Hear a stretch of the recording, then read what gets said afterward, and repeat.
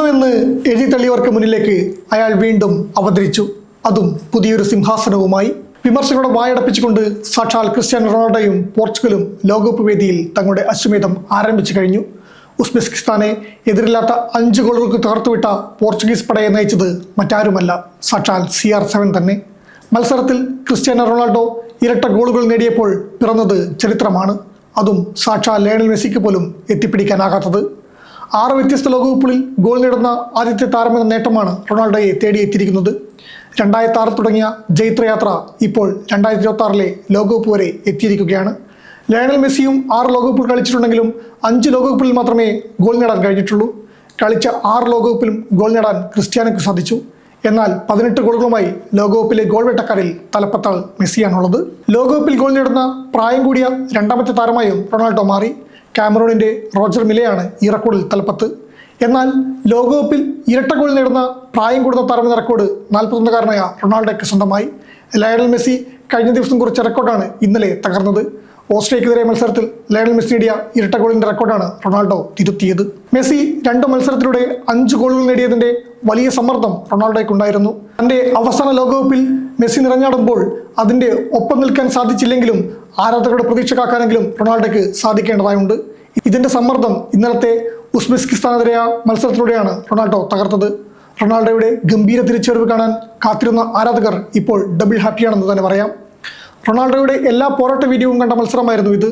ഇതേ കുതിപ്പ് വരുന്ന മത്സരങ്ങളിൽ തുടരാൻ പോർച്ചുഗലിന് സാധിക്കുമെന്ന് തന്നെയാണ് ആരാധകരുടെ പ്രതീക്ഷ. ക്രിസ്ത്യാനോ റൊണാൾഡോയെ കുന്തമുനയാക്കി 4-2-3-1 ഫോർമേഷനിൽ കളിച്ചത് പോർച്ചുഗലിന് ഗുണം ചെയ്തിട്ടുണ്ട്.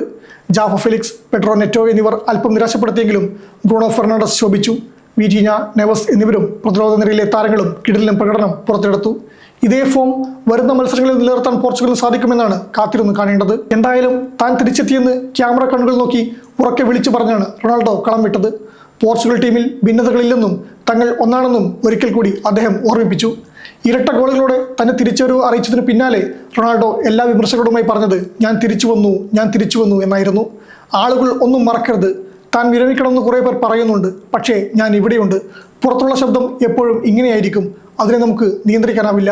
ഞങ്ങൾ ഒരുമിച്ച് മുന്നോട്ട് പോകുമെന്നും റൊണാൾഡോ പറഞ്ഞു. ഇതിൽ നിന്ന് തന്നെ ആദ്യ മത്സരത്തിലെ നിരാശപ്പെടുത്തുന്ന പ്രകടനം എത്രത്തോളം റൊണാൾഡോയെ ബാധിച്ചുവെന്ന് വ്യക്തമാണ്. മത്സരത്തിലെ 6ാം മിനിറ്റിൽ തന്നെ റൊണാൾഡോ വലകുലുക്കി. ഇപ്പോഴും തന്നിൽ ആ പഴയ മികവുണ്ടെന്ന് വിളിച്ചു പറയുന്ന ഗംഭീര ഗോളായിരുന്നു അത്. ഇതിനുശേഷം 17ാം മിനിറ്റിൽ ബോക്സിനുള്ളിൽ ലഭിച്ച ഫ്രീ കിക്കിൽ റൊണാൾഡോ കിക്കെടുക്കുമെന്നാണ് എല്ലാവരും കരുതിയത്. എന്നാൽ ഏവരെയും ഞെട്ടിച്ച് ന്യൂനോ മെൻഡസ് ഫ്രീ കിക്ക് വലയിലാക്കി. നായകൻ എന്ന നിലയിൽ റൊണാൾഡോ സഹതാരങ്ങളെയും ചേർത്ത് പിടിക്കുന്നതാണ് കാണാനായത്. 39ാം മിനിറ്റിലാണ് റൊണാൾഡോയുടെ മനോഹരമായ 2ാം ഗോൾ പിറന്നത്. ആദ്യ മത്സരത്തിൽ നിന്ന് വ്യത്യസ്തമായി ടീം എന്ന നിലയിൽ ഒത്തിണക്കത്തോടെ കളിക്കുന്ന പോർച്ചുഗലിനെയാണ് കാണാൻ സാധിച്ചത്. റൊണാൾഡോയുടെ ഗോൾ വന്നതോടെ മറ്റൊരു തലത്തിലേക്ക് പോർച്ചുഗൽ ടീം മാറുന്നതാണ് കാണാൻ സാധിച്ചത്. മത്സരശേഷമുള്ള മാധ്യമപ്രവർത്തകരുടെ മെസ്സിയെക്കുറിച്ചുള്ള ചോദ്യത്തിനോട് അല്പം പരുക്കൻ ഭാഷയിൽ തന്നെയാണ് അദ്ദേഹം പ്രതികരിച്ചത്. അനാവശ്യ ചോദ്യം വേണ്ട തരത്തിൽ അടുത്ത ചോദ്യം ചോദിക്കൂ എന്നായിരുന്നു റൊണാൾഡോയുടെ മറുപടി. എന്തായാലും ഇതൊരു തുടക്കം മാത്രമാണ്. ഈ കുതിപ്പ് കപ്പിൽ അവസാനിപ്പിക്കുമെന്നാണ് കണ്ടറിയേണ്ടത്.